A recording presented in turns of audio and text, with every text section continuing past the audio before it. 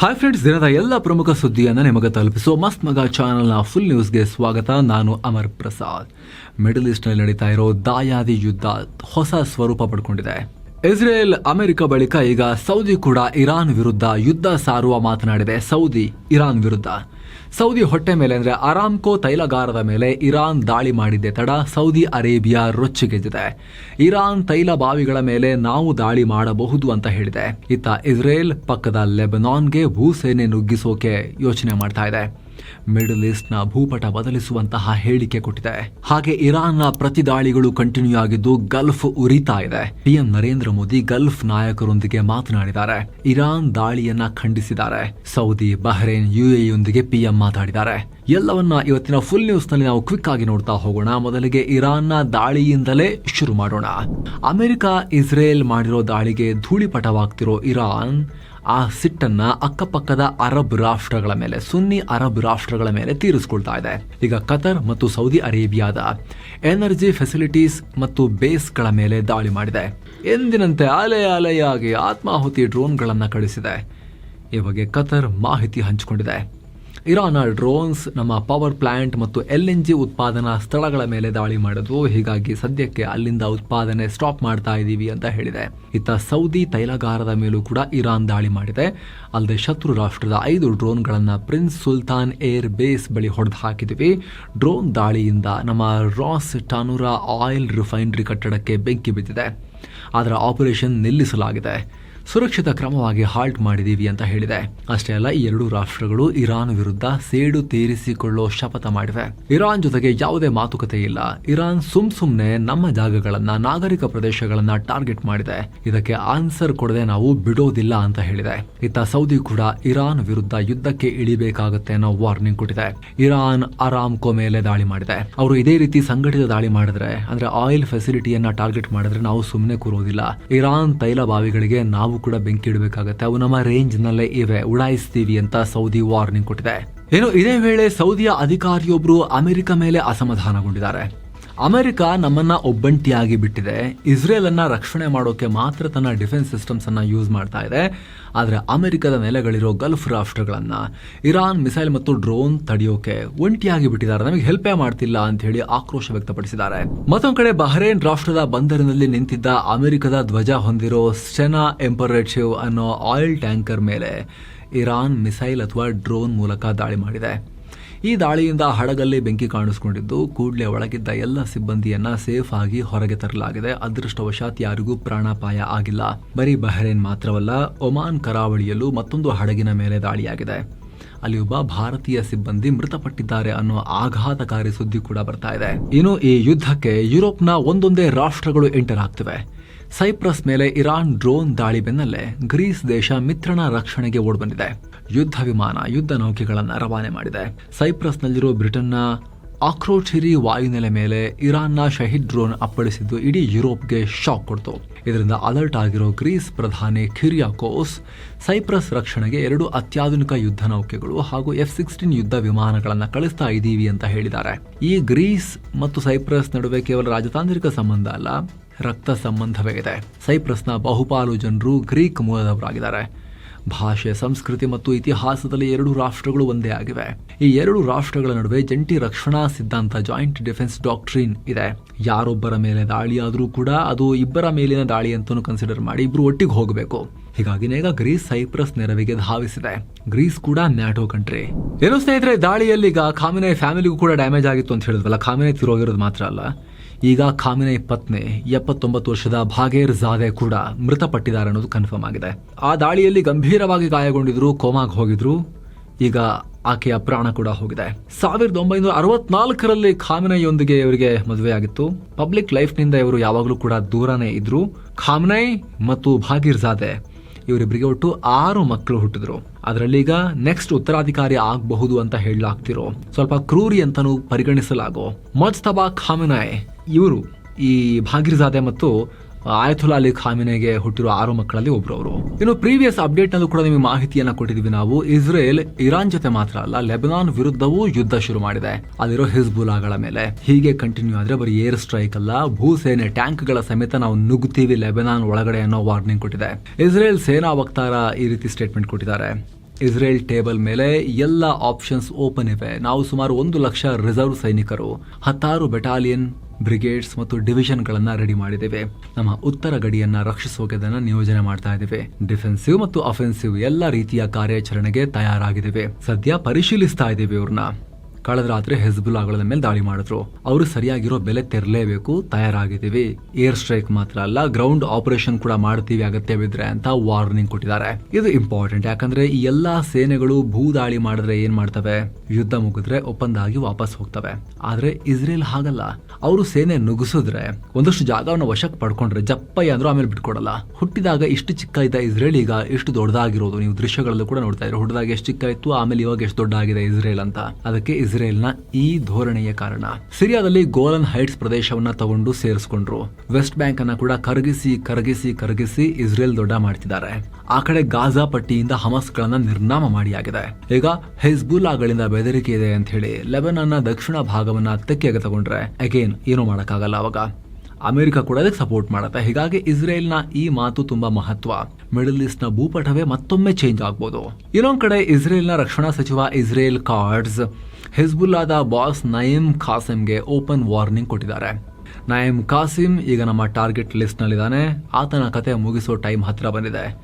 Iran ಸೂಚನೆ ಮೇರೆಗೆ ಖಾಸಿಮ್ ನಮ್ಮ ಮೇಲೆ ದಾಳಿ ಮಾಡಿದ.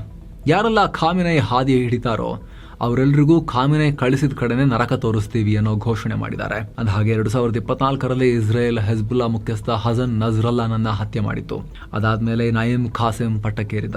ಈಗ ಈತನನ್ನ ಕೂಡ ಫಿನಿಶ್ ಮಾಡ್ತೀವಿ, ರೆಡಿ ಇರು ಅಂತ ಹೇಳಿ ಓಪನ್ ಧಮಕಿ ಹಾಕಿದೆ ಇಸ್ರೇಲ್. ನಿಮಗೆಲ್ಲ ಗೊತ್ತಿರೋ ಹಾಗೆ ಸ್ನೇಹಿತರೆ, ಲೆಬನಾನ್ ಅರ್ಧ ಕ್ರಿಶ್ಚಿಯನ್ಸ್ ಅರ್ಧ ಮುಸ್ಲಿಮ್ಸ್ ಇರುವಂತಹ ಒಂದು ರಾಷ್ಟ್ರ. ಅದು ಮಿಕ್ಸ್ಡ್ ಕಲ್ಚರ್ ಇರುವಂತಹ ರಾಷ್ಟ್ರ. ಉತ್ತರದಲ್ಲೆಲ್ಲ ಕ್ರಿಶ್ಚಿಯನ್ಸ್ ಇದ್ದಾರೆ, ಅರ್ಧದಿಂದ ಕೆಳಗಡೆ ಸೌತ್ ನಲ್ಲೆಲ್ಲ ಮುಸ್ಲಿಮ್ಸ್ ಇದ್ದಾರೆ. ಈ ಸೌತ್ ನಲ್ಲಿ ಏನಾಗಿದೆ ಅಂತ ಹೇಳಿದ್ರೆ ಇರಾನ್ನ ಪ್ರಾಕ್ಸಿ ಹಿಜ್ಬುಲ್ಲಾದ ಪ್ರಾಬಲ್ಯ ಇದೆ. ಈ ಸಂಘಟನೆಯನ್ನ ಇರಾನ್ ಹೋರಾಟಗಾರರು ಅಂತ ಕರೆಯುತ್ತೆ, ಅಮೆರಿಕ ಇಸ್ರೇಲ್ ಉಗ್ರರು ಅಂತ ಕರೆಯುತ್ತೆ. ಅವರೇ ಈ ಹಿಜ್ಬುಲ್ಲಾಗಳು ಅಂತ ಹೇಳಿದ್ರೆ. ಏನು, ಇರಾನ್ ಸರ್ಕಾರಿ ಮಾಧ್ಯಮ IRIBಗೆ ಸೇರಿದ 2 ಕಟ್ಟಡಗಳ ಮೇಲೆ ಇಸ್ರೇಲ್ ಸೇನೆ ದಾಳಿ ಮಾಡಿದೆ. ದೊಡ್ಡ ಸ್ಫೋಟಗಳಾಗಿವೆ, ಎಲ್ಲ ಕೆಲಸ ಅಡಚಣೆಯಾಗಿದೆ, ಪ್ರಸಾರ ಎಲ್ಲ ನಿಂತು ಹೋಗಿದೆ, ಕೆಲವರು ಪ್ರಾಣ ಕೂಡ ಕಳ್ಕೊಂಡಿದ್ದಾರೆ.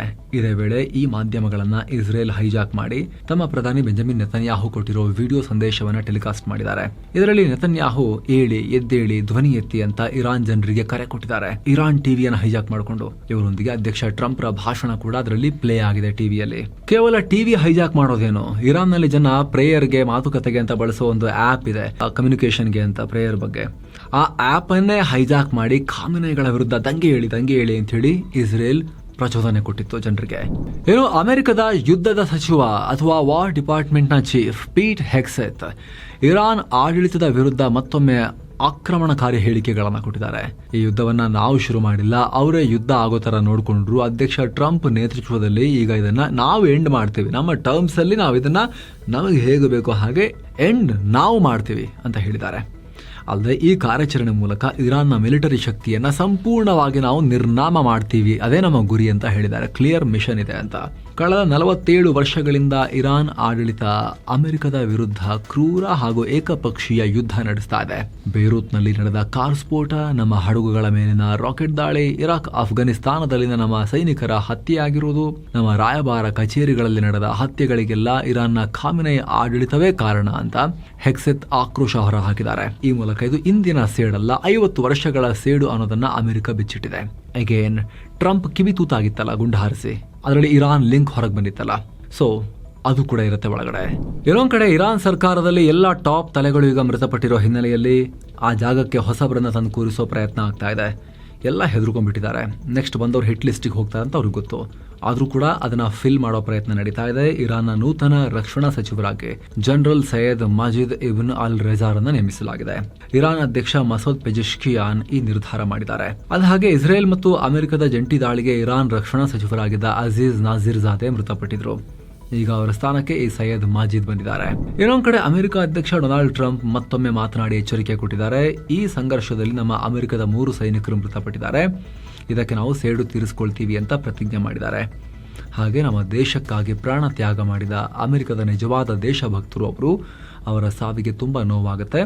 ಗಾಯಗೊಂಡ ಸೈನಿಕರು ಆದಷ್ಟು ಬೇಗ ಗುಣಮುಖರಾಗಲಿ. ಈ ಯುದ್ಧ ಕೊನೆಯಾಗುವಷ್ಟರಲ್ಲಿ ನಾವು ನಮ್ಮ ಮತ್ತಷ್ಟು ಸೈನಿಕರನ್ನ ಕಳೆದುಕೊಳ್ಳೋ ಸಾಧ್ಯತೆ ಇದ್ದೇ ಇರುತ್ತೆ. ಆದರೆ ಆ ರೀತಿ ಆಗದಂತೆ ಎಲ್ಲ ರೀತಿ ಪ್ರಯತ್ನಗಳನ್ನು ಮಾಡ್ತೇವೆ. ಈಗ ಇರಾನ್ನ ಇಡೀ ಮಿಲಿಟರಿ ಕಮಾಂಡ್ ನಾಶ ಆಗಿದೆ, ಹೆಚ್ಚಿನವರು ಶರಣಾಗೋಕೆ ಬಯಸ್ತಾ ಇದ್ದಾರೆ ಅನ್ನೋ ಸ್ಟೇಟ್ಮೆಂಟ್ ಕೊಟ್ಟಿದ್ದಾರೆ. ಏನೋ ಇರಾನ್ ಸಂಘರ್ಷದ ಹಿಂದೆ ಪಾಕಿಸ್ತಾನದ ಒಂದು ಡೇಂಜರಸ್ ಪ್ಲಾನ್ ಅಡಗಿದೆ ಅನ್ನೋ ಆಘಾತಕಾರಿ ವಿಚಾರ ಹೊರಗೆ ಬರ್ತಾ ಇದೆ. ಮೇಲ್ನೋಟಕ್ಕೆ ಪಾಕಿಸ್ತಾನ ಇರಾನ್ ಪರವಾಗಿ ನಿಂತಿರೋ ಹಾಗೆ ಕಂಡ್ರೂ ಕೂಡ ಒಳಗಡೆ ಮಾತ್ರ ಅಮೆರಿಕ ಮತ್ತು ಇಸ್ರೇಲ್ ಜೊತೆ ಸೇರಿ ಇರಾನ್ ಬೆನ್ನಿಗೆ ಚೂರಿ ಹಾಕ್ತಾ ಇದೆ ಅಂತ. ಅಮೆರಿಕ ಇತ್ತೀಚೆಗೆ ಇರಾನ್ ಮೇಲೆ ನಡೆಸಿದ ಡ್ರೋನ್ ದಾಳಿಗಳಿಗೆ ಪಾಕಿಸ್ತಾನ ತನ್ನ ಮಿಲಿಟರಿ ಬೇಸ್ಗಳನ್ನು ಯೂಸ್ ಮಾಡ್ಕೊಳ್ಳೋಕೆ ಅವಕಾಶ ಮಾಡಿಕೊಟ್ಟಿತ್ತು. ಅಷ್ಟೇ ಅಲ್ಲ, ಇರಾನ್ ಬಗ್ಗೆ ಗುಪ್ತಚರ ಮಾಹಿತಿಯನ್ನು ಕೂಡ ಶೇರ್ ಮಾಡಿದೆ ಅಂತ ಇಂಟರ್ನ್ಯಾಷನಲ್ ಮೀಡಿಯಾ ರಿಪೋರ್ಟ್ ಮಾಡಿವೆ. ಈ ನಡುವೆ ಪಾಕಿಸ್ತಾನ ಮಧ್ಯದಲ್ಲಿ ಜೋಕರ್ ತರ ಆಗ್ಬಿಟ್ಟಿದೆ ಕಾನ್ಫ್ಲಿಕ್ಟ್ ನಲ್ಲಿ. ಅವರಿಗೆ ಏನು ಮಾಡ್ಬೇಕಂತ ಗೊತ್ತಾಗ್ತಿಲ್ಲ, ಯಾವ ಕಡೆ ಹೋಗ್ಬೇಕಂತ ಗೊತ್ತಾಗ್ತಿಲ್ಲ. ಇರಾನ್ ಮೇಲೆ ಅಮೆರಿಕ ಇಸ್ರೇಲ್ ಮಾಡಿರೋ ದಾಳಿಯನ್ನ ಖಂಡಿಸಿದ್ದಾರೆ ಅವರು. ಕೇಳಿಸ್ಕೊಳ್ಳಿ ಸ್ನೇಹಿತರೆ, ಪಾಕಿಸ್ತಾನದ ಕತೆ. ಇರಾನ್ ಮೇಲೆ ಅಮೆರಿಕ ಇಸ್ರೇಲ್ ಮಾಡಿರೋ ದಾಳಿಯನ್ನ ಪಾಕಿಸ್ತಾನ ಖಂಡಿಸಿದೆ. ಅಧ್ಯಕ್ಷ ಆಸಿಫ್ ಅಲಿ ಜರ್ದಾರಿ ಸ್ಟೇಟ್ಮೆಂಟ್ ಕೊಟ್ಟಿದ್ದಾರೆ, ಖಂಡಿಸ್ತೀವಿ ಅಂತ. Same time Saudi, UAE, Bahrain, Jordan, Kuwait ಮತ್ತು ಕತಾರ್ ಮೇಲೆ ಇರಾನ್ ಮಾಡಿರೋ ದಾಳಿಯನ್ನ ಕೂಡ ವಿಪರೀತವಾಗಿ ಖಂಡಿಸ್ತೀನಿ ಅಂತ ಹೇಳಿದ್ದಾರೆ ಪಾಕಿಸ್ತಾನ. ಮತ್ತೊಂದು ಕಡೆ ಭಾರತ ಏನ್ ಮಾಡುತ್ತೆ ಈ ಎಲ್ಲಾ ಸಂಘರ್ಷದಲ್ಲಿ ಅನ್ನೋ ಪ್ರಶ್ನೆ ಇದೆಯಲ್ಲ. ಭಾರತ ಡಿಸ್ಟೆನ್ಸ್ ಮೇಂಟೈನ್ ಮಾಡ್ತಿದೆ, ಆದ್ರೆ ಎರಡೂ ಕಡೆ ದಾಳಿಯನ್ನ ಖಂಡಿಸ್ತೀವಿ ಅಂತ ಹೇಳಿಲ್ಲ. ಇರಾನ್ ವಿಚಾರದಲ್ಲಿ ಇರಾನ್ ಹೆಸರನ್ನ ಉಲ್ಲೇಖ ಜಾಸ್ತಿ ಮಾಡಕ್ ಹೋಗದೆ ಭಾರತ ಶಾಂತಿ ಕಾಪಾಡಬೇಕು, ಯುದ್ಧ ಬೇಗ ನಿಲ್ಲಬೇಕು ಅನ್ನೋ ಹೇಳಿಕೆಯನ್ನ ಕೊಟ್ಟಿದೆ. ಆದ್ರೆ ಮತ್ತೊಂದು ಕಡೆ ಯುಎಇ, ಸೌದಿ, ಕತರ್, ಬಹ್ರೇನ್ ಇವರಿಗೆಲ್ಲ ಕಾಲ್ ಮಾಡಿ ನಿಮ್ಮೊಂದಿಗೆ ಸ್ಟ್ರಾಂಗ್ ಆಗಿ ನಿಲ್ತೀವಿ ಹಾಗೂ ನಿಮ್ಮ ಮೇಲಾಗಿರೋ ದಾಳಿಯನ್ನ ಖಂಡಿಸ್ತೀವಿ ಅಂತ ಹೇಳಿದೆ ಭಾರತ. ಅಂದ್ರೆ ಇರಾನ್ ಇವ್ರ ಮೇಲೆ ಮಾಡಿರೋ ದಾಳಿಯನ್ನ ಭಾರತ ಖಂಡಿಸ್ತಾ ಇದೆ. ಪಿಎಂ ಮೋದಿ ಬಹ್ರೇನ್ ದೊರೆ Hamad bin Isa Al Khalifa ಮತ್ತು ಸೌದಿ ಅರೇಬಿಯಾದ ಪಟ್ಟದ ಯುವರಾಜ Mohammed bin Salman, crown prince MBS ಅವರೊಂದಿಗೆ ಮಾತನಾಡಿದ್ದಾರೆ. ಬಹ್ರೇನ್ ಮತ್ತು ಸೌದಿ ಮೇಲಿನ ಇರಾನ್ ದಾಳಿಯನ್ನ ಖಂಡಿಸಿದ್ದಾರೆ. ಆದಷ್ಟು ಬೇಗ ಪ್ರಾದೇಶಿಕ ಶಾಂತಿ ಮತ್ತು ಸ್ಥಿರತೆ ಕಾಪಾಡೋದು ಅತಿ ಮುಖ್ಯ ಅಂತ ಹೇಳಿದ್ದಾರೆ. ಜೊತೆಗೆ ಇಂತಹ ಕಠಿಣ ಸಮಯದಲ್ಲಿ ಅಲ್ಲಿರೋ ಭಾರತೀಯ ಸಮುದಾಯದವರ ಯೋಗಕ್ಷೇಮ ನೋಡ್ಕೊಳ್ತಿರೋದಕ್ಕೆ ಧನ್ಯವಾದ ಅಂತ ಕೂಡ PM ಹೇಳಿದ್ದಾರೆ. ಈ ನಡುವೆ ರಷ್ಯಾ ಅಧ್ಯಕ್ಷ ಪುಟಿನ್ ಕೂಡ UAE ಅಧ್ಯಕ್ಷ ಶೇಖ್ ಮೊಹಮ್ಮದ್ ಬಿನ್ ಜಾಯದ್ ಅಲ್ ನಹಿಯಾನ್ಗೆ ಫೋನ್ ಮಾಡಿದ್ದಾರೆ. ಭದ್ರತೆ, ಸೇನೆಗೆ ಸಂಬಂಧಪಟ್ಟ ಬೆಳವಣಿಗೆಗಳು, ಅದರಿಂದ ಪ್ರಾದೇಶಿಕ ಮತ್ತು ಅಂತಾರಾಷ್ಟ್ರೀಯ ಶಾಂತಿ, ಸ್ಥಿರತೆ ಮೇಲಾಗ್ತಿರೋ ಪರಿಣಾಮಗಳ ಬಗ್ಗೆ ಚರ್ಚೆ ಮಾಡಲಾಗಿದೆ. ಈ ಟೈಮ್ನಲ್ಲಿ ಶೇಖ್ ಮೊಹಮ್ಮದ್ ಮತ್ತು ಪುಟಿನ್ ಕೂಡಲೇ ಉದ್ವಿಗ್ನತೆ ನಿಲ್ಲಿಸೋಕೆ ಕರೆ ಕೊಡ್ತೀವಿ ಅಂತ ಹೇಳಿದ್ದಾರೆ. ಏನೋ ಮಿಡಲ್ ಈಸ್ಟ್ ಸಂಘರ್ಷ ಜೋರಾಗ್ತಿರೋದ್ರಿಂದ ಪಾಕಿಸ್ತಾನದಲ್ಲಿ ಎಂಬೆಸಿ ಎಲ್ಲ ಹೇಗೆ ಅಮೆರಿಕದ್ದು ಕಾನ್ಸುಲೇಟ್ ಕಚೇರಿಗೆಲ್ಲ ದಾಳಿ ಆಯ್ತು ನೀವು ನೋಡಿದ್ರಲ್ಲ. ಹಾಗಾಗಿ ಭಾರತದಲ್ಲಿರೋ ಅಮೆರಿಕದ ರಾಯಭಾರ ಕಚೇರಿಗಳಿಗೆ, ಕಾನ್ಸುಲೇಟ್ ಆಫೀಸ್ಗಳಿಗೆ ಭಾರಿ ಭದ್ರತೆ ಕೊಡಲಾಗ್ತಾ ಇದೆ. ವಿಶೇಷವಾಗಿ ದಿಲ್ಲಿಯಲ್ಲಿರೋ ಅಮೆರಿಕದ ಎಂಬೆಸಿಗೆ ಹೆವಿ ಸೆಕ್ಯೂರಿಟಿ ಕೊಡಲಾಗಿದೆ. ಅರೆ ಸೇನಾ ಪಡೆ, ದಿಲ್ಲಿ ಪೊಲೀಸರು ಎಲ್ಲರನ್ನ ಹಾಕಲಾಗಿದೆ ಅಲ್ಲಿ. ಏನೋ ಆಯತುಲ್ಲಾ ಅಲಿ ಖಾಮೆನಿ ಹತ್ಯೆ ಖಂಡಿಸಿ ಭಾರತದಲ್ಲಿ ಹಲವು ಕಡೆ ಪ್ರತಿಭಟನೆ ಮುಂದುವರೆದಿದೆ. ದಿಲ್ಲಿಯಲ್ಲಿರೋ ಇರಾನ್ನ ಸಾಂಸ್ಕೃತಿಕ ಭವನ, UPಯ ಲಕ್ನೋ, ಪ್ರಯಾಗ್ರಾಜ್, ಬಾರಾಬಂಕಿ, ಅಲಿಗಢ್ನಲ್ಲೂ ಕೂಡ ಪ್ರತಿಭಟನೆಗಳಾಗಿವೆ. ಅತ್ತ ಪಶ್ಚಿಮ ಬಂಗಾಳದ ಕೋಲ್ಕತ್ತಾದಲ್ಲೂ ಕೂಡ ಖಾಮೆನಿ ಹತ್ಯೆ ಖಂಡಿಸಿ ಪ್ರತಿಭಟನೆಗಳಾಗಿವೆ. ಶ್ರೀನಗರದಲ್ಲಿ ಸ್ವಲ್ಪ ಜಾಸ್ತಿನೇ ಆಯಿತು. ಪ್ರತಿಭಟನಾಕಾರರು ಬ್ಯಾರಿಕೇಡ್ಗಳನ್ನು ಮುರಿದು ನುಗ್ಗೋಕೆ ಪ್ರಯತ್ನ ಪಟ್ಟಾಗ ಪೊಲೀಸರು ಗುಂಪು ಚದುರಿಸೋಕೆ ಅಶ್ರುವಾಯು, ಟಿಯರ್ ಗ್ಯಾಸ್ ಫೈರ್ ಮಾಡಿದ್ದಾರೆ, ಲಾಠಿ ಚಾರ್ಜ್ ಮಾಡಿದ್ದಾರೆ. ಇದರಿಂದ ಕೆಲವರಿಗೆ ಸಣ್ಣ ಪುಟ್ಟ ಗಾಯಗಳಾಗಿವೆ. ಅತ್ತ ಜಮ್ಮು ಮತ್ತು ಬಾರಾಮುಲ್ಲಾದಲ್ಲಿ ಸಾವಿರಾರು ಜನ ಬೀದಿಗಿಳಿದು ಅಮೆರಿಕ ಮತ್ತು ಇಸ್ರೇಲ್ ವಿರುದ್ಧ ಆಕ್ರೋಶ ಹೊರಹಾಕಿದ್ದಾರೆ. ಮುನ್ನೆಚ್ಚರಿಕಾ ಕ್ರಮವಾಗಿ ಕಾಶ್ಮೀರ ಕಣಿವೆಯಲ್ಲಿ ಇಂಟರ್ನೆಟ್ ವೇಗವನ್ನು ಡೌನ್ ಮಾಡಲಾಗಿದೆ. ಶಾಲಾ ಕಾಲೇಜುಗಳಿಗೆ 2 ದಿನ ರಜೆ ಘೋಷಿಸಲಾಗಿದೆ. ಏನೋ ಮಿಡಲ್ ಈಸ್ಟ್ ನಲ್ಲಿ ಸಿಕ್ಕಾಕೊಂಡಿರೋ ಕನ್ನಡಿಗರಿಗೆ ಹೆಲ್ಪ್ ಲೈನ್ ಅನ್ನ ಓಪನ್ ಮಾಡಲಾಗಿದೆ. ಸದ್ಯಕ್ಕೆ ಇದುವರೆಗೂ 109 ಕನ್ನಡಿಗರು ನೆರವಿಗಾಗಿ ಸಹಾಯವಾಣಿಗೆ ಕಾಲ್ ಮಾಡಿದ್ದಾರೆ. ಏರ್ಪೋರ್ಟ್ ಅಲ್ಲಿ ಸಿಕ್ಕಾಕೊಂಡಿರೋರಿಗೆ ವೀಸಾ ಸಮಸ್ಯೆ ಇದ್ರೆ ಕೂಡಲೇ ರಾಯಭಾರ ಕಚೇರಿ ಮೂಲಕ ಪರಿಹರಿಸಲಾಗುತ್ತೆ. ಕನ್ನಡಿಗರು ವಾಪಸ್ ಬರೋವರೆಗೂ ಅವರ ಎಲ್ಲ ಖರ್ಚು ವೆಚ್ಚಗಳನ್ನು ರಾಜ್ಯ ಸರ್ಕಾರ ಭರಿಸುತ್ತೆ ಅಂತ ಸಚಿವರು ಹೇಳಿದ್ದಾರೆ. ಆದರೆ ಕರ್ಕೊಂಬರಕ್ಕೆ ಇವಾಗಲ್ಲ, ವಾಯು ಪ್ರದೇಶಗಳೆಲ್ಲ ಕ್ಲೋಸ್ ಆಗಿವೆ. ಅದೆಲ್ಲ ಕ್ಲಿಯರ್ ಆದ ತಕ್ಷಣವೇ ಕರ್ಕೊಂಬರಕ್ಕೆ ಸಾಧ್ಯ ಅನ್ನೋ ರೀತಿಯಲ್ಲೂ ಕೂಡ ಈಗ ನಮಗೆ ವಿಚಾರ ಸ್ಪಷ್ಟ ಆಗ್ತಾ ಇದೆ. ಏನು ಭಾರತ ಮತ್ತು ಕೆನಡಾ ನಡುವೆ ಮಹತ್ವದ ಒಪ್ಪಂದ ಆಗಿದೆ. ಸದ್ಯ ಭಾರತ ಪ್ರವಾಸದಲ್ಲಿರೋ ಕೆನಡಾ ಪ್ರಧಾನಿ ಮಾರ್ಕ್ ಕಾರ್ನಿ ಹಾಗೂ PM ಮೋದಿ $2.6 ಬಿಲಿಯನ್ ಮೊತ್ತದ ಯುರೇನಿಯಂ ಪೂರೈಕೆ ಒಪ್ಪಂದಕ್ಕೆ ಸೈನ್ ಹಾಕಿದ್ದಾರೆ. ಈ ಮೆಗಾ ಡೀಲ್ನಿಂದಾಗಿ ಭಾರತದ ಪರಮಾಣು ಶಕ್ತಿ ಕ್ಷೇತ್ರಕ್ಕೆ ದೊಡ್ಡ ಬಲ ಸಿಗುತ್ತೆ. 2047ರ ವೇಳೆಗೆ 100 ಗಿಗಾವ್ಯಾಟ್ ಪರಮಾಣು ವಿದ್ಯುತ್ ಉತ್ಪಾದಿಸೋ ಗುರಿಗೆ ಇದು ನೆರವಾಗುತ್ತೆ. ಹಾಗೆ ಯುರೇನಿಯಂ ಜೊತೆಗೆ ಲಿಥಿಯಂನಂತಹ ಪ್ರಮುಖ ಖನಿಜಗಳ ಪೂರೈಕೆಗೂ ಕೆನಡಾ ಗ್ರೀನ್ ಸಿಗ್ನಲ್ ಕೊಟ್ಟಿದೆ. 2 ರಾಷ್ಟ್ರಗಳ ನಡುವಿನ ವಾರ್ಷಿಕ ವ್ಯಾಪಾರವನ್ನು 2030ರ ವೇಳೆಗೆ ಬರೋಬ್ಬರಿ $50 ಬಿಲಿಯನ್ ಏರಿಸೋ ಗುರಿಯನ್ನ ಇಟ್ಕೊಳ್ಳಲಾಗಿದೆ. ರಕ್ಷಣೆ, ಶಿಕ್ಷಣ ಹಾಗೂ ಇಂಧನ ಕ್ಷೇತ್ರದಲ್ಲಿ 2 ರಾಷ್ಟ್ರಗಳು ಒಟ್ಟಾಗಿ ಕೆಲಸ ಮಾಡೋಕೆ ನಿರ್ಧರಿಸಿವೆ. ಕೆನಡಾದ ಯೂನಿವರ್ಸಿಟಿಗಳು ಭಾರತದಲ್ಲಿ ತಮ್ಮ ಕ್ಯಾಂಪಸ್ಗಳನ್ನು ತೆರೆಯೋಕೆ ಮೋದಿ ಸರ್ಕಾರ ಗ್ರೀನ್ ಸಿಗ್ನಲ್ ಕೊಟ್ಟಿದೆ. ಹಾಗೆ AI ಮತ್ತು ಸೆಮಿಕಂಡಕ್ಟರ್ ಕ್ಷೇತ್ರದಲ್ಲೂ ಪರಸ್ಪರ ಸಹಕಾರ ನೀಡೋಕೆ ಎರಡು ರಾಷ್ಟ್ರಗಳು ಕಮಿಟ್ ಆಗಿವೆ. ಈ ಮೂಲಕ ತುಳು ಅವಧಿಯಲ್ಲಿ ಹದಗೆಟ್ಟಿದ್ದ ಎರಡು ರಾಷ್ಟ್ರಗಳ ನಡುವಿನ ಸಂಬಂಧ ಈಗ ದೊಡ್ಡ ಮಟ್ಟದಲ್ಲಿ ಇಂಪ್ರೂವ್ ಆಗ್ತಿರೋದು ಕಾಣಿಸ್ತಾ ಇದೆ. ಏನೋ ಸ್ನೇಹಿತರೆ, ಫಾರಿನ್ ನಲ್ಲಿ ಎಜುಕೇಶನ್ ನ ಐಡಿಯಾ ಇದ್ರೆ ಗ್ಲೋಬಲ್ ಡಿಗ್ರೀಸ್ ನವರ ಈ ಈವೆಂಟ್ ಹೆಲ್ಪ್ ಆಗ್ಬೋದು. ಡೀಟೇಲ್ಸ್ ಇಲ್ಲಿದೆ, ಆಸಕ್ತರು ಕಾಲ್ ಮಾಡಬಹುದು. ಏನೋ ರಂಜಾನ್ ಹಬ್ಬದ ದೇಣಿಗೆ ವಿಚಾರವಾಗಿ ಶಿವಮೊಗ್ಗದ ಶಿಕಾರಿಪುರದಲ್ಲಿ ಎರಡು ಗುಂಪುಗಳ ನಡುವೆ ಮಾರಾಮಾರಿಯಾಗಿದೆ. ನಡು ರಸ್ತೆಯಲ್ಲೇ ಕಲ್ಲು ತೂರಾಟ, ದೊಣ್ಣೆಯಲ್ಲಿ ಬಡಿದಾಟ. ಭಾನುವಾರ ಮಸೀದಿಯಲ್ಲಿ ನಡೆದ ಸಭೆಯಲ್ಲಿ ಪ್ರತಿ ಕುಟುಂಬದಿಂದ 1,000 ರೂಪಾಯಿ ದೇಣಿಗೆ ಸಂಗ್ರಹಿಸುವಕ್ಕೆ ನಿರ್ಧಾರ ಮಾಡಲಾಗಿತ್ತು. ಆದರೆ ಇನ್ನೊಂದು ಗುಂಪು ತೀವ್ರವಾಗಿ ಇದನ್ನ ವಿರೋಧಿಸಿ ಒಂದೇ ಸಮುದಾಯದ ಎರಡು ಗುಂಪಿನ ನಡುವೆ ಮಾತಿಗೆ ಮಾತು ಬೆಳೆದು ಹೊಡೆದಾಡಿದ್ದಾರೆ, ಬಡದಾಡಿದ್ದಾರೆ. ರಸ್ತೆ ಸಂಚಾರ ಎಲ್ಲ ಬಂದಾಗಿದೆ. ಬಳಿಕ ಸ್ಥಳಕ್ಕೆ ಬಂದ ಪೊಲೀಸರು ಪರಿಸ್ಥಿತಿಯನ್ನ ನಿಯಂತ್ರಿಸಿದ್ದಾರೆ. ಹೆಚ್ಚಿನ ಭದ್ರತೆ ಒದಗಿಸಲಾಗಿದೆ. ಪೊಲೀಸರು 10 ಜನರನ್ನ ಬಂಧಿಸಿದ್ದಾರೆ. ಏನೋ ಕರ್ನಾಟಕದಲ್ಲಿ ನಾಯಕತ್ವ ಬದಲಾವಣೆ ಗೊಂದಲ ಇರೋ ಟೈಮ್ನಲ್ಲಿ PWD ಮಿನಿಸ್ಟರ್ ಸತೀಶ್ ಜಾರಕಿಹೊಳಿ ಮುಖ್ಯಮಂತ್ರಿ ಆಕಾಂಕ್ಷಿ ಏನು ಹೇಳಿದ್ದಾರೆ ಗೊತ್ತಾ? ಕರ್ನಾಟಕದಲ್ಲಿ ಮತ್ತೆ ಕಾಂಗ್ರೆಸ್ ಅಧಿಕಾರಕ್ಕೆ ಬರೋದು ಡೌಟ್ ಅಂತ ಹೇಳಿದ್ದಾರೆ. ಈಗಿನ ಪರಿಸ್ಥಿತಿ ಹಿಂಗೆ ಮುಂದುವರೆದ್ರೆ ಕಾಂಗ್ರೆಸ್ ಅಧಿಕಾರಕ್ಕೆ ಬರೋದು ಡೌಟ್ ಅಂತೆ, ನಿಮ್ಮ ಶಾಸಕರೇ ಹೇಳ್ತಿದಾರಲ್ವಾ ಅಂತ ಕೇಳಿದಕ್ಕೆ ಹೌದ್ರಿ ಅದು ನಿಜ ಅನ್ನೋ ಹೇಳಿಕೆ ಕೊಟ್ಟಿದ್ದಾರೆ. ಏನು ದಿಲ್ಲಿಯ AI ಸಮಿಟ್ ವೇಳೆ ಬಟ್ಟೆ ಬಿಚ್ಚಿ ಪ್ರತಿಭಟಿಸಿದ ಕೇಸ್ನಲ್ಲಿ ತುಂಬಾ ಸೀರಿಯಸ್ ತಗೊಂಡು ಅರೆಸ್ಟ್ ಮಾಡಿ ಒಳಗೆ ಹಾಕಿದ್ರಲ್ಲ ದಿಲ್ಲಿ ಪೊಲೀಸರು, ಅವರಿಗೀಗ ಯೂತ್ ಕಾಂಗ್ರೆಸ್ ಕಾರ್ಯಕರ್ತರಿಗೆ ದಿಲ್ಲಿ ಕೋರ್ಟ್ ಜಾಮೀನು ಕೊಟ್ಟಿದೆ. ಪ್ರತಿಭಟನೆ ಸಿಂಬಾಲಿಕ್ ಪೊಲಿಟಿಕಲ್ ಕ್ರಿಟಿಕ್, ಸಾಂಕೇತಿಕವಾಗಿ ರಾಜಕೀಯ ವಿಮರ್ಶೆ ಮಾಡಿದ್ದಾರೆ, ಟೀಕೆ ಮಾಡಿದ್ದಾರೆ ಅಷ್ಟೇ. ಅದಕ್ಕೆ ಜೈಲಿಗೆಲ್ಲ ಹಾಕೋದು ಸರಿಯಲ್ಲ, ಬಿಟ್ಟು ಕಳಿಸಿ ಅವ್ರನ್ನ ಅಂತ ಕೋರ್ಟ್ ಹೇಳಿದೆ. ಏನೋ ಬಿಸ್ನೆಸ್, ಎಕಾನಮಿ ಮತ್ತು ಆರ್ಥಿಕತೆಗೆ ಸಂಬಂಧಪಟ್ಟ ಅಪ್ಡೇಟ್ಸ್ ಕೂಡ ಕ್ವಿಕ್ ಆಗಿ ನೋಡ್ತಾ ಹೋಗೋದಾದ್ರೆ ಭಾರತದ ಷೇರುಪೇಟೆ ಅಕ್ಷರಶಃ ರಕ್ತಪಾತ ಕಂಡಿದೆ. ವಾರಾಂತ್ಯದಲ್ಲಿ ಅಮೆರಿಕ ಮತ್ತು ಇಸ್ರೇಲ್ ಪಡೆಗಳು ಇರಾನ್ ಮೇಲೆ ನಡೆಸಿದ ಭೀಕರ ದಾಳಿಯಿಂದ ಜಾಗತಿಕ ಮಾರುಕಟ್ಟೆ ಅಲುಗಾಡಕ್ಕೆ ಶುರುವಾಗಿದೆ. ದಲಾಲ್ ಸ್ಟ್ರೀಟ್ನಲ್ಲೂ ಕೂಡ ದೊಡ್ಡ ಪತನ. ದಿನದ ವಹಿವಾಟಿನ ಅಂತ್ಯಕ್ಕೆ ಸೆನ್ಸೆಕ್ಸ್ 1048 ಪಾಯಿಂಟ್ಸ್ ಅಥವಾ 1.29% ಡೌನ್ ಆಗಿ 80,238ಕ್ಕೆ ಬಂದು ನಿಂತಿದೆ. ನಿಫ್ಟಿ 313 ಪಾಯಿಂಟ್ಸ್ ಅಥವಾ 1.24% ಡೌನ್ ಆಗಿ 24,865ಕ್ಕೆ ತಲುಪಿದೆ. ಏನೋ ಮಿಡ್ ಕ್ಯಾಪ್ ಇಂಡೆಕ್ಸ್ 1.5% ಮತ್ತು ಸ್ಮಾಲ್ ಕ್ಯಾಪ್ ಇಂಡೆಕ್ಸ್ ಕೂಡ 1.75% ಇಳಿಕೆ ಕಂಡಿದೆ. ಈ ಮಹಾಪತನದಿಂದಾಗಿ ಹೂಡಿಕೆದಾರರಿಗೆ ಒಂದೇ ದಿನ 6.5 ಲಕ್ಷ ಕೋಟಿ ರೂಪಾಯಿ ಕಿತ್ಕೊಂಡು ಹೋಗಿದೆ. BSE ಲಿಸ್ಟೆಡ್ ಕಂಪನಿಗಳ ಮಾರ್ಕೆಟ್ ಕ್ಯಾಪ್ 456 ಲಕ್ಷ ಕೋಟಿಗೆ ಇಳಿದಿದೆ. ಇರಾನ್ ಸಂಘರ್ಷ ಭುಗಿಲೆದ್ದ ತಕ್ಷಣ ಹೂಡಿಕೆದಾರರು ಸೇಫ್ ಹ್ಯಾವೆನ್ ಅಸೆಟ್ಗಳ ಕಡೆಗೆ ಮುಖ ಮಾಡಿದ್ದಾರೆ. ಆದರೆ ಮಾರುಕಟ್ಟೆಯ ಈ ಕರಡಿ ಕುಣಿತ ನಡುವೆ ಡಿಫೆನ್ಸ್ ಸ್ಟಾಕ್ಸ್ ಏರಿಕೆ ಕಂಡಿವೆ. BL, HAL ಮತ್ತು ತೇಜಸ್ ನೆಟ್ವರ್ಕ್ಸ್ನಂತಹ ಡಿಫೆನ್ಸ್ ಷೇರುಗಳು ಮತ್ತು ಟೆಲಿಕಾಂ ಷೇರುಗಳು ಲಾಭ ಗಳಿಸಿವೆ. ಆದರೆ ಅದಾನಿ ಪೋರ್ಟ್ಸ್, ಇಂಡಿಗೋ ಮತ್ತು ರಿಲಯನ್ಸ್ ಷೇರುಗಳು ಭಾರೀ ನಷ್ಟ ಅನುಭವಿಸಿವೆ. ಇನ್ನು ಡಾಲರ್ ಮುಂದೆ ರೂಪಾಯಿ ಮೌಲ್ಯ 42 ಪೈಸೆ ಕುಸಿತ ಕಂಡು 91 ರೂಪಾಯಿ 50 ಪೈಸೆಯಾಗಿದೆ. ಏನೋ ಯುದ್ಧದಿಂದಾಗಿ ಆಯಿಲ್ ಪ್ರೈಸ್ ಏರಿಕೆಯಾಗಿದೆ. ಬ್ರೆಂಟ್ ಕ್ರೂಡ್ ಬೆಲೆ 6% ಜಂಪ್ ಆಗಿದೆ. ಪ್ರತಿ ಬ್ಯಾರಲ್ಗೆ $77 ತಲುಪಿದೆ. ಈ ಹಿಂದೆನೆ ಶುಕ್ರವಾರದ ಹೊತ್ತಿಗೆ ತೈಲ ಬೆಲೆ 7 ತಿಂಗಳ ಗರಿಷ್ಠ ಮಟ್ಟಕ್ಕೆ ತಲುಪಿತ್ತು. ಈಗ ಮತ್ತಷ್ಟು ಏರಿಕೆಯಾಗಿದೆ. ಏನು ದೇಶದ ಕೋಟ್ಯಂತರ ಉದ್ಯೋಗಿಗಳಿಗೆ ಕೇಂದ್ರ ಸರ್ಕಾರ ಗುಡ್ ನ್ಯೂಸ್ ಕೊಟ್ಟಿದೆ. 2025-26ನೇ ಹಣಕಾಸು ವರ್ಷಕ್ಕೆ EPFO ಬಡ್ಡಿ ದರವನ್ನ 8.25% ಅಷ್ಟೇ ಉಳಿಸಿಕೊಳ್ಳೋಕೆ ನಿರ್ಧಾರ ಮಾಡಿದೆ.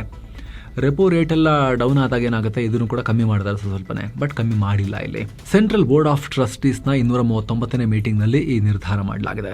7 ಕೋಟಿಗೂ ಅಧಿಕ ಉದ್ಯೋಗಿಗಳಿಗೆ ಇದು ಅನ್ವಯ ಆಗುತ್ತೆ. ಇನ್ನು ಚಿನ್ನ ಮತ್ತು ಬೆಳ್ಳಿ ಬೆಲೆ ವಿಚಾರಕ್ಕೆ ಬಂದರೆ 24 ಕ್ಯಾರೆಟ್ನ 10 ಗ್ರಾಂ ಚಿನ್ನದ ಬೆಲೆಯಲ್ಲಿ 8,374 ರೂಪಾಯಿ ಹೆಚ್ಚಾಗಿ 1,67,471 ರೂಪಾಯಿ ಆಗಿದೆ. 22 ಕ್ಯಾರೆಟ್ನ 10 ಗ್ರಾಂ ಚಿನ್ನದ ಬೆಲೆಯಲ್ಲಿ 7,670 ರೂಪಾಯಿ ರೈಸ್ ಆಗಿ 1,53,403 ರೂಪಾಯಿ ಆಗಿದೆ. 1 ಕೆಜಿ ಬೆಳ್ಳಿ ಬೆಲೆಯಲ್ಲಿ 23,148 ರೂಪಾಯಿ ಹೆಚ್ಚಾಗಿ 2,89,848 ರೂಪಾಯಿ ಆಗಿದೆ. ಬೆಳ್ಳಿ ಮತ್ತೆ ಏರೋಕೆ ಶುರುವಾಗಿದೆ, ಚಿನ್ನ ಕೂಡ. ಸೊ ಫ್ರೆಂಡ್ಸ್, ಇದಾಗಿತ್ತು ಇವತ್ತಿನ ಫುಲ್ ನ್ಯೂಸ್. ನಾವು ಕುಯ್ದಿಲ್ಲ, ಎಳೆದಿಲ್ಲ, ಕಿರ್ಚಾಡಿಲ್ಲ, ಬರೀ ಸುದ್ದಿಯ ರೀತಿಯಲ್ಲಿ ತಲುಪಿಸುವ ಪ್ರಯತ್ನವನ್ನು ಮಾಡಿದ್ದೀವಿ. ಸ್ನೇಹಿತರೆ, ಈ ಎಲ್ಲ ಬೆಳವಣಿಗೆ, ಮಿಡಲ್ ಈಸ್ಟ್ನಲ್ಲಿ ಆಗ್ತಿರೋ ಎಲ್ಲ ಘಟನೆಗಳು, ಎಲ್ಲದಕ್ಕೆ ಸಂಬಂಧಪಟ್ಟಂತೆ ನಿರಂತರವಾಗಿ ನಿಮಗೆ ಮಾಹಿತಿಯನ್ನು ತಲುಪಿಸ್ತಾನೆ ಹೋಗೋ ಪ್ರಯತ್ನವನ್ನು ನಾವು ಬ್ಯಾಕ್ ಟು ಬ್ಯಾಕ್ ಮಾಡ್ತಾನೆ ಇದ್ದೀವಿ. ಸಬ್ಸ್ಕ್ರೈಬ್ ಮಾಡಿಲ್ಲ ಅಂದರೆ ದಯವಿಟ್ಟು ಸಬ್ಸ್ಕ್ರೈಬ್ ಮಾಡಿ. ಹಾಗೆ ಸ್ನೇಹಿತರೆ, ವಿಡಿಯೋ ಕೆಳಗಡೆ ಜಾಯಿನ್ ಬಟನ್ ಇದೆ, ಕ್ಲಿಕ್ ಮಾಡೋ ಮೂಲಕ ನೀವು ಕೂಡ ಮಸ್ತ್ ಮಗ ಪ್ರೀಮಿಯಂ ಮೆಂಬರ್ ಆಗ್ಬೋದು.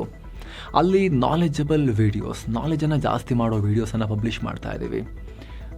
ಬಿಸ್ನೆಸ್ ನ್ಯೂಸ್ ಇದೆ ಅಲ್ಲಿ. ಹಾಗೆ ಅಲ್ಲಿ ಎಕನಾಮಿಕ್ಸ್ನ ಮಿನಿ ಸೀರೀಸ್ ಕೂಡ ಪಬ್ಲಿಷ್ ಆಗ್ತಾ ಇದೆ. ಆರ್ಥಿಕತೆ ಬಗ್ಗೆ ಜ್ಞಾನವನ್ನು ಹೆಚ್ಚು ಮಾಡೋಕೆ ಅದೆಲ್ಲವನ್ನು ನೋಡೋಕೆ ಶುರು ಮಾಡ್ಬೋದು. ಎಲ್ಲಕ್ಕಿಂತ ಹೆಚ್ಚಾಗಿ ನೀವು ನಮ್ಮ ತಂಡದ ಪ್ರಯತ್ನಕ್ಕೆ ಬೆಂಬಲ ಕೊಟ್ಟಂತೆ ಕೂಡ ಆಗುತ್ತೆ. ಇದರಿಂದ ಆಸಕ್ತರು ವಿಡಿಯೋ ಕೆಳಗಿರೋ ಜಾಯಿನ್ ಬಟನ್ ಚೆಕ್ ಮಾಡಿ ಮತ್ತೆ ಭೇಟಿ ಆಗ್ತಿರೋಣ ಸ್ನೇಹಿತರೆ. ನಮಸ್ತೆ.